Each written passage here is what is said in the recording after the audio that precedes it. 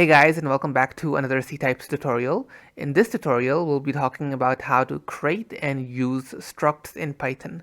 In previous videos, we talked about how to create strings, how to create arrays, how to create normal data types like integers, how to pass them back and forth, how to create pointers. This video is all about structs, okay? And we'll be taking a look at many different examples in today's video because I know that there are very few tutorials out there on Ctypes. There's not much code out there to look at, not much reference code out there. So we'll discuss 6 examples in this tutorial, just so that you guys get a good idea on how to use structs. Because the problem with Ctypes is that if you use a struct with integers, then that's not that hard. But if you use a struct with a string, which is actually a character pointer because C doesn't have strings, it just has character arrays. So that's going to be a whole different beast. And the method for passing it back and forth is going to be a bit different. And similarly, if we pass in a struct with an array, then things are going to be a bit different. So things are different for every scenario. So we're going to try and cover as many scenarios as we can in today's tutorial. Okay, so without any further ado, let's begin. We have a lot of code to look at. Our first example will be a simple class, okay? And yes, this is going to be a class because Python doesn't have structs, but what we will do is inherit from ctypes.structure, okay? And we'll create a simple class called point, which has 2 attributes, okay? An x variable and a y variable. Now, this is going to be a bit different, okay? We're not going to create this class like we normally do in Python. What we're going to do is create this fields attribute over here, and this is a special attribute that Ctypes is going to recognize, okay? So that's something important to keep in mind. This takes a list which contains tuples. These tuples contain 2 values each. The first value is the name of the attribute, the name of the member variable, okay, like x and y, and the second parameter is the data type. This is very similar to how we normally in C or C++ how we define data types. We mention 2 things when declaring variables. We declare the name and we declare the type. Okay, so that's what we're doing here. All right, now I declare my second attribute, y is the name, and ctypes.cint is the data type. Now we have a class here with 2 attributes, x and y, of type integer. Alright, now what we need to do is go over to our C library over here, and we need to define the exact same class, or not class actually, a struct. Alright, so we'll do this int x, int y, and there, that's it. Okay, now we have, this is basically the same thing as this. Okay, Ctypes takes care of all the intermediate stuff. It makes our Python class equivalent to a C struct. Okay, now the next step is to actually begin doing something. Let's create a Python point over here. This is going to be created fairly normally, like 5 and 6, and we have our point here. Okay, alright, hold on. I just need to navigate over. I need to show you guys the compilation step for this. We need to compile our C library. Let me just do that over here. I have this command gcc fPIC shared. We need to generate this shared library. This is not my first video on Ctypes. This is actually like my 5th video on Ctypes. So if you want to see the beginner content, the stuff that I explained in the start, I'll leave links to those in the description below. Okay, there's a lot of useful content in there, so be sure to check it out. This is a simple command though. I'll also leave this in the description below for you guys to use. .so, this one is the name of our shared library, and this is the name of the source that we're compiling, the source file. Okay, I'll just compile this, and now this is gonna work, and I'll just navigate over to my correct directory here where my Python file is stored in the Ctypes folder. Okay, now I'll run our code, and nothing really happens. And the reason for that is because we didn't define any function in here. Okay, I'm kind of doing this without actually having written any code, right? So that's why there's a slight problem. Let me write something in here. Let's create a simple function that takes a point as a parameter, all right, and then it prints out, okay, it prints out these details, x and y, all right, p dot x and p dot y. Now let's go and recompile our library, okay, recompiled, come back here, run this code, and it's not working. Okay, we made a dumb mistake somewhere, I'm sure. We have our shared library there. Why is it not working? Oh, okay, this is really dumb, but I deliberately removed the name of my shared library from this code just so I could do it in front of you guys. Basically what I'm doing here is getting the current working directory using the OS module. Then I join the current working directory with the name of our shared library. You can just skip all this and just put in the full file path in here, like C and then users, and then do the whole thing like that. But I'm just doing it like this because it's easy and convenient and will work for most cases, kind of like a generalized version. So if I run this code now, it works. We get our point object printed out. Okay, and if I want to access its individual values, I can do so. All right, cool. Now this is up till now a Python object. We're now gonna pass this in to our C library. We've already compiled our C library with this function. Okay, so we can now access it over here. C library, okay, dot print point, and now over here I'm gonna pass in our Python point. Okay, let's just remove this, and this should print out. Yes, exactly. There we go. We just created a class object in Python, passed it into C, and printed out its attributes. Now let's do the reverse. I'm going to create a function here called getPoint, and this returns a struct from our C code to our Python code. Now the thing is, we cannot do this. All right, we can't just create a struct object and then return it. I mean, yes, we need to define its values.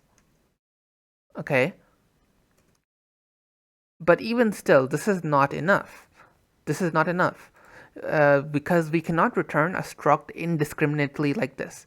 We're just creating a local struct, a local variable in here, and then returning it. But the problem is that this is being returned from one function to another. And what's going to happen here is that we return this struct, okay? It's basically going to return a pointer kind of to our Python file, but the problem is that our struct will get destroyed when this function ends. Like our C function will return a struct to our Python file, but then the function for, get point, it ends, it reaches this line, then it ends, and then the struct, the local variable, gets destroyed. So we basically get nothing. All right, so what we need to do actually is create a dynamically allocated point, okay, like this.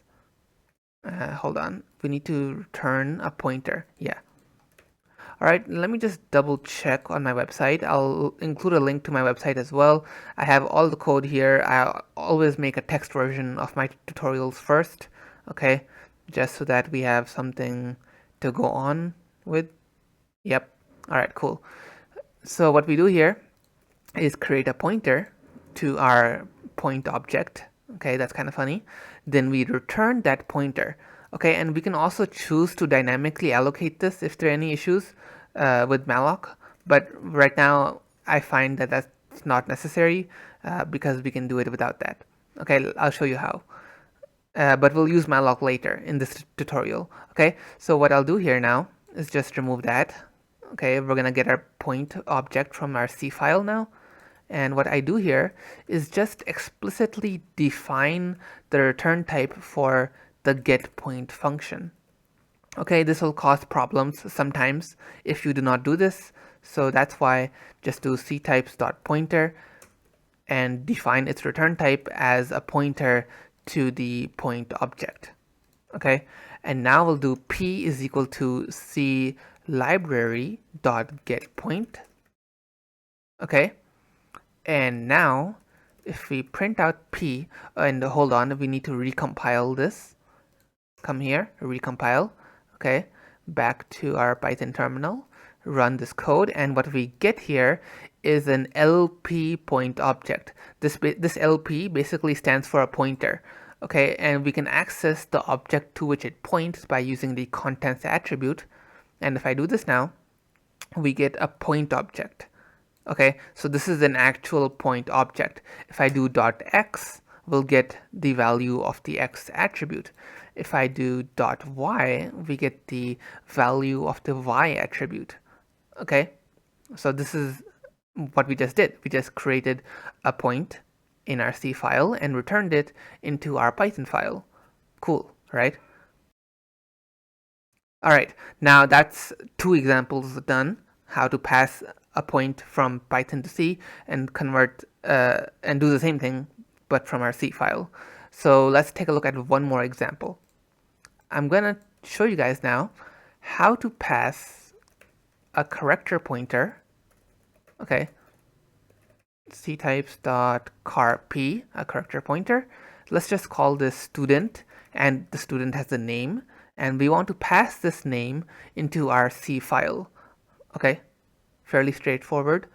And let's just remove that, don't need it. Let's do this, print student details. We'll create our student. Let's just remove that. We'll create, oh, come on. All right. And we'll create S over here as a student with the name Coder's Legacy. All right. Now let's come over here to our C file and just comment that out. Okay, we might need that later on. And I'll create, first of all, I need to change this to student. And then we create a character pointer called name. Then I create a function here called print student details that takes a struct of student s. Okay, and then it prints out the name s.name. Okay, cool. And we recompile.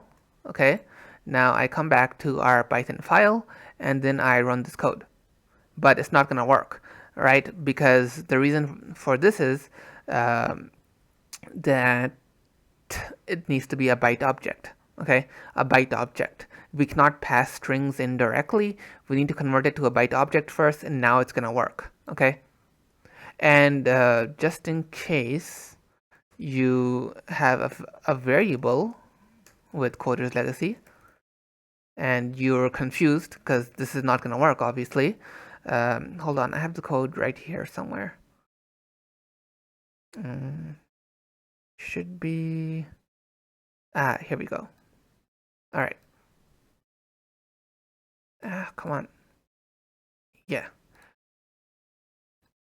All right, so basically what we do here is convert it to a bytes object using the bytes function, and then this is gonna work, okay? I'm just showing you guys everything there is to see, just so that you guys don't run into any issues. All right, this is example number 3. Now, let's take a look at how to create a student over here in our C file. Okay, let's just change a few details. Remove this. Make the return type. This is going to be another pointer. Okay, remember that. And what we're going to do is create a student over here. All right. And now what we're going to do is s name strdupe. This is a really useful function, by the way, to dynamically allocate memory. This is basically an easier version of malloc. Normally we would do malloc and dynamically allocate something to the string, and then we would copy with strcopy a string into it, but this is a shortcut way of doing it. Very useful. Okay, and now we return s. Okay, now what we do here is remove that. And what's the name of the function? Get student. And we need to recompile. Okay, cool, done. Now we do get student, and we set its return type, as I mentioned earlier. Sometimes, again, this might work without it, but it's just safe to do this. Whenever you're returning a pointer from a function, just do this just in case. Okay, or if you run into any issues, then go ahead and do it. Now what I do here is say it's a pointer to a student. Okay, get student returns a pointer to a student. Now I do s is equal to clibrary dot get student. Okay, and now we print out s, and we'll also print out down here s dot contents. Okay, that works. And let's print out s.contents.name, and this prints out none. All right, interesting. Okay, interesting. It prints out none. When I try printing out the name, it says none. Why is that? Well, I have a hunch actually, and that's because we need to dynamically allocate this struct. All right. I guess it's because it contains a string which is dynamically allocated, but let's just go ahead and do this. I'm pretty sure this is gonna work. So inside malloc, we're gonna sticky keys. Never mind. Inside malloc, we're gonna pass in the size of our student struct, and this is multiplied by 1 because there's only one struct. Okay, we don't need to do that though. And this is just going to be struct student. Okay, recompile, come back here and run this code, and now it works. Yes. Okay, so this is just something you need to keep in mind, that if you're passing in a struct with dynamically allocated data, the struct needs to be dynamically allocated as well. And now we have our bytes object. We have the pointer, we have the object to which that pointer points, we have the value of the string. Now if you want to convert this to a normal string, what you do is decode UTF-8, and this gives you a normal string. Okay, that's example 4. Now let's take a look at one last example, and this example will talk about arrays. Actually, I almost forgot, there's one more thing I want to mention, and that's that when we dynamically allocate memory here, we need to actually free this memory. So what we'll do is actually create a function called free memory or something, and then it'll take student s as a pointer, then it'll use free the name, then it'll free the predefined function that's used to free up dynamic memory. And just remember to free the attributes, the dynamically allocated attributes first, and then the object. Okay, the object comes last. The attributes inside it come first. Then we just recompile and come back here. And once we're done with everything, somewhere down here, we can call the free memory function and pass in this student object, and this frees up the memory. Okay, we can just put in a printf statement in here, freeing memory. You might not notice this, but this is actually a big deal. If this was a proper application, a proper running application that doesn't just end in a single second, then this would actually most likely cause a memory leak or something. Okay, and now if I print this out, if I run this code, it prints out freeing memory. Okay, this is important. So yeah, that's example 4 completed. Now let's talk about the last one, which is arrays. So let's say we have a points array. And let me just go and copy some code over from our website just to speed things up, because I don't want things to get too dragged out here. All right, let me just explain it. Okay, so we have a points array, sorry, a points structure or class, whatever you want to call it, over here, like we created earlier, and we created a new class, a new struct called point array, which is basically an array. It contains an array, sorry. It's not an array, it's a struct that contains an array, an attribute that's an array. Okay, it's called points, and this is an array. This is how you declare arrays in Ctypes. What you do is just multiply the data type by the number of elements you wish that array to have. So this is points is basically an array of size 3. Okay, and if we go over to our C code, this is what it looks like. I'm sure I defined it somewhere. Here we go. Okay, there's a small typo I just found in my website. That's that we defined the point array as 5 in C. That was a mistake. Okay, let me just remove that, comment that out, and let's remove this. Okay, and that. Okay, so we created our point struct here. We created our points array. Let me just change that to 3. We have a print point array here. You should already be familiar with this kind of code by now. We just pass in a struct. Okay, this can even be a pointer, by the way. It doesn't have to be a by value thing. Okay, and yeah, we iterate over this point array 3 times because we know it's size 3, and then we print out its details. Now I'm just gonna recompile this. Okay, cool. And I'll come back here and let's just cheat and quickly copy over some code. All right, this feels a bit like cheating, but it's okay because it's still my website.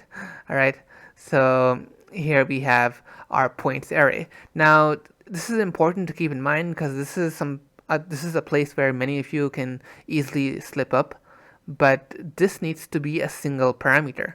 Okay, this needs to be a single value that we pass to this function. Okay, we can just remove this actually and do it like this. The key thing to keep in mind here is that this is actually just one parameter. Okay, it's one parameter. Keep that in mind. Don't do something stupid like this. This is 3 different parameters. All right, this is not one. This is 3 different parameters. This needs to be a kind of a tuple or a list. Okay, actually I never tried it with a list. It's working right now as a tuple. Let's try it as a list. No, it does not work. So yeah, do it as a tuple. Maybe that's because tuples are immutable, which means they can't be changed. A list is mutable, so that might be the issue. Hold on. Really? Oh, okay. There we go. So just to quickly go through this over again, we created a point class, we created a point array, which is basically just an array of 3 points. We then passed in a tuple containing 3 points to our point array class. This creates a point array object. We pass this point array object over here, and this prints it out for us. Okay, now I think I have code here for doing the reverse of this. I'm pretty sure we do. No? Oh, well, that's a pity. Well, I guess that's not really too important. And I think the video has gone pretty long. It's about 20 minutes, I think, so far. So we'll just end it right here. We've covered quite a bit in today's tutorial. We've covered how to deal with structs with strings, structs with arrays, structs with regular integers, regular data types, and that was a lot of content. There's a lot of side concepts that we covered as well, like how memory is handled, how pointers work, and all that. I hope you guys found today's video informative. We're gonna be releasing another video on ctypes. I'm gonna make that side by side actually. I don't know which one I'll release first. It's gonna be a video on arrays, so it may already be released by the time I release this one, so do keep an eye out for it. Okay, it's gonna be a very interesting video as well. Alright, so yeah. And if you're curious as to how to pass an array from C back to Python, we'll cover that in the array video. Okay, see you guys in the next video. Bye then.